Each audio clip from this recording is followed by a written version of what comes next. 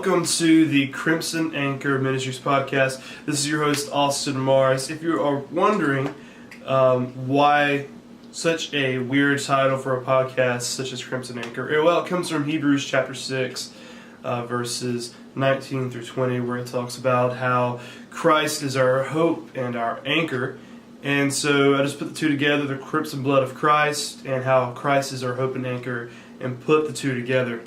The purpose of this podcast is to challenge the skeptic, to make him think, and also to inform the Christian on how to defend their beliefs. We're going to talk about a lot of different things over the course of this podcast. And so without further ado, I'm going to jump right in, and we're going to get started with the first topic. The first topic that I want to bring up for this podcast is Christianity a Straightjacket? Many of you guys know that a straitjacket is something used to restrain a crazy person. So often people claim that Christianity is a straitjacket because it restricts and limits those who believe in it.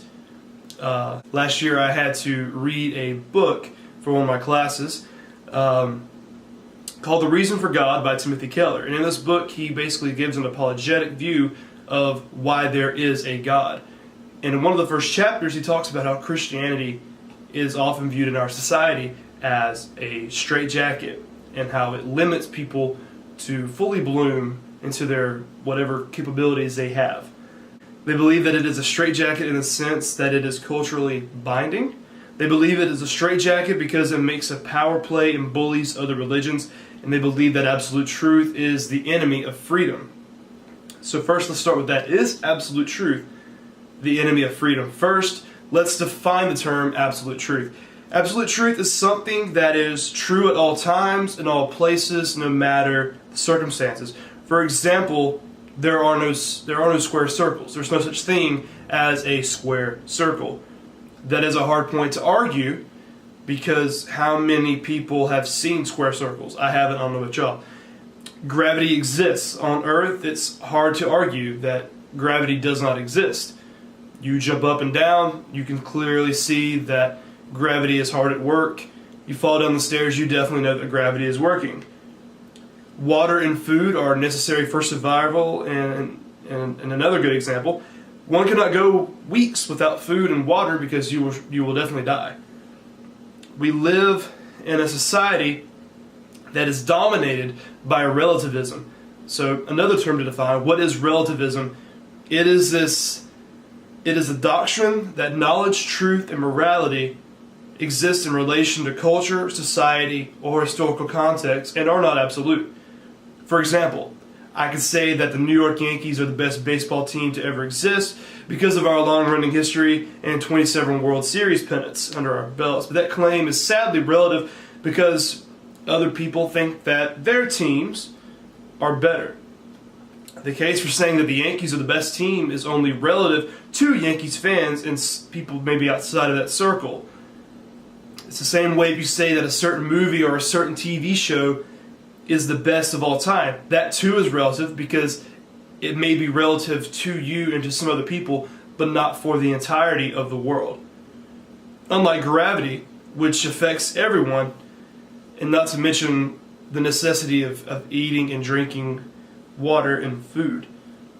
Although sports teams are trivial and so are movies and TV shows, I feel that makes my point about defining how relativism works.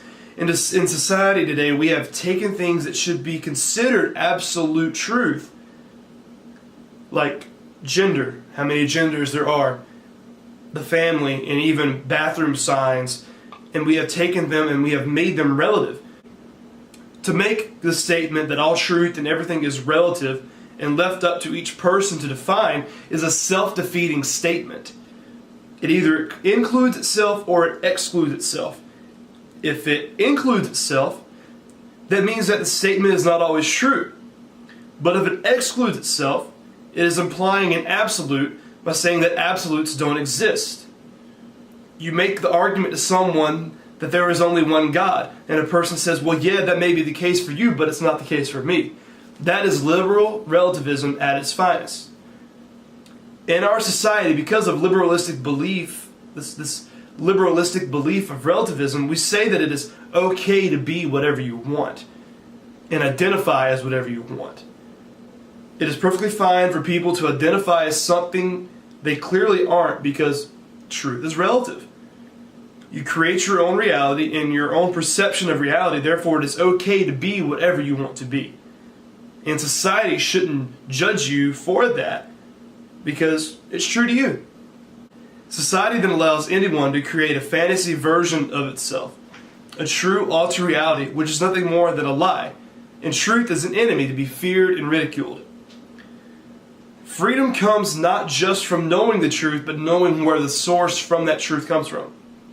People get offended with the absolute truth claim that Christianity has, that there is a God who created the earth, all of mankind is sinful. These absolute truths are somehow offensive? Why? Why is that the case? But anyways, denial in absolute claims is an absolute claim within itself. If you say there are no absolute truths and no absolute claims, you are making an absolute claim. If you try to explain away all assertions of truth as one or the other, or something else, you find yourself in an untenable position, which is a position that cannot be defended. In C.S. Lewis's book, The Abolition of Man, he says you cannot go on explaining away forever. You'll find that you have explained explanation itself away. You cannot go on seeing through things forever. The whole point of seeing through something is to see through it. It is good that a window should be transparent because the street or garden beyond it is opaque. How if you saw that the garden too, a wholly transparent world, is an invisible world? To see through all things is the same as not to see. The two statements go hand in hand. If you claim that absolute truth claims are a power play, then by saying there is no such thing as absolute claims, it in of itself is also a power play and an absolute claim. To see through all things is the same as not to see. Another common reason that people tend to avoid Christianity is because they believe that it is very exclusive, and by being so, it excludes groups of people, which I understand their reasoning for believing this, but it is indeed wrong thinking to throw only Christianity into that same club of exclusiveness. Mainly because all other religions are exactly the same way. There's no way on earth that our society could function properly without exclusivity to some extent. For example, the Planned Parenthood community cannot really have someone in the program that was staunchly against abortion. In the same fashion, someone who was a part of the hierarchy of the pro-life organization, Love Life, could not come out and say, "Oh, I now support abortion," and expect to stay in that organization. They would be asked to step down immediately. Exclusiveness is a part of our culture. In communities, there are boundaries that must be held in order for the community to remain in one piece. If communities don't exclude people, they have no unity in no form whatsoever. Now, for the Christian, churches have to be exclusive to a degree.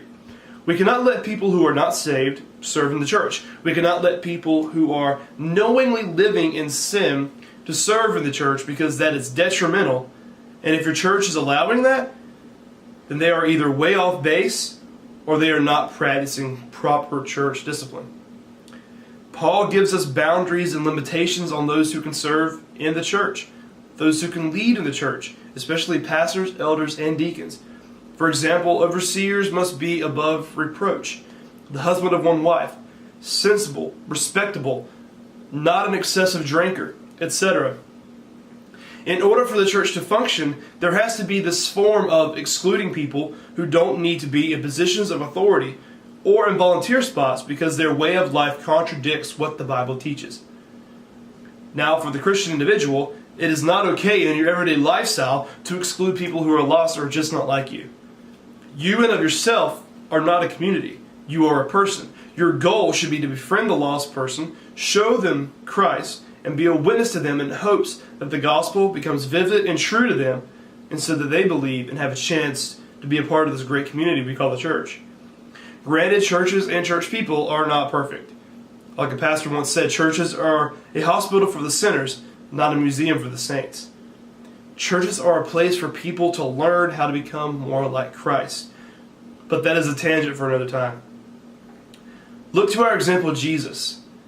He dined with prostitutes and tax collectors, people who were bottom feeders in their society. If God made man can talk to sinners and be friends with them, you can be friends with your lost coworker who gets on your nerves. You can talk to that gay person you know. You can befriend the Muslim person you know. Make them feel included. Christianity is not a straitjacket. It is not limited to culture. The biggest example of this is in the Bible itself. In Acts 15, we are given an example of a false gospel being spread, telling people that unless you were circumcised, you could not be a Christian. Paul addresses this in Acts 15, and he writes to the Gentiles in verses 22 through 29. Then in the following verses it tells of how the Gentiles were encouraged and uplifted by what they had heard. Continuing with this theme of many cultures following Christ, it is evident in Revelation 21 and 22, talking about New Jerusalem and what eternity with Christ would look like. Specifically, in Revelation 21, 22, 27, which is what I will read. This is what the word of the Lord says. I did not see a temple in it because the Lord God, the Almighty, and the Lamb are its temple. The city does not need the sun or the moon to shine on it because the glory of God illuminates it, and its lamp is the Lamb. The nations will walk by its light, and the kings of the earth will bring their glory into it. Its gates will never close by day because it will never be night there. They will bring glory and honor of the nations into it. Nothing unclean will ever enter it, nor anyone who does what is detestable or false, but only those in the Lamb's book of life.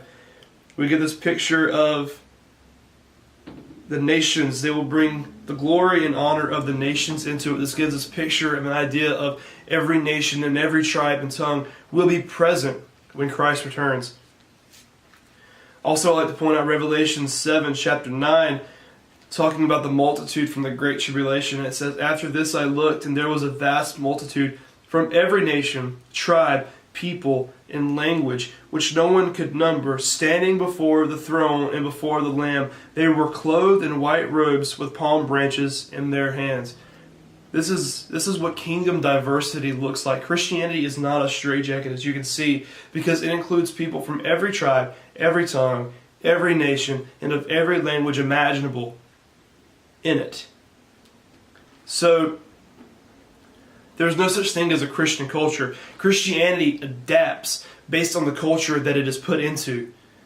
Theology for someone living in Western society is going to look different than somebody who's facing persecution in the Middle East or in places like North Korea. The theology looks different, and it adapts to the areas it is placed into. Christianity started out as Jewish, then Greek, then Hellenistic, then Eastern Europe, then it moved to the West. And it is already spreading like wildfire. For example, in sub-Saharan Africa, which includes nations like Sudan, Zimbabwe, Madagascar, and Ghana, they are already growing in vast numbers in Christianity. As of 2010, there were just over 500 million Christians in sub-Saharan Africa. But by 2050, the estimated growth is to be over 1 billion. China is expected to surpass the Americas in growth by 2030. So yeah, open your closed Western culture eyes and look around you. Christianity is not a straitjacket. And if it is, why are so many people hungering for so many things that are similar to it?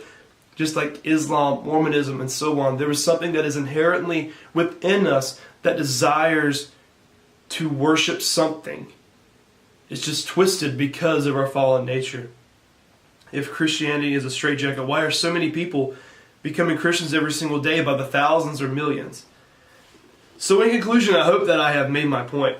Christianity is the furthest thing from a straitjacket. Denial of absolute truth, it's just plain foolish.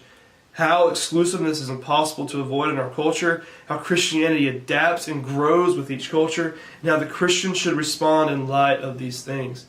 Thanks for tuning in to the first podcast episode of Crimson Acre Ministries. I'm Austin Morris. Thank you for tuning in.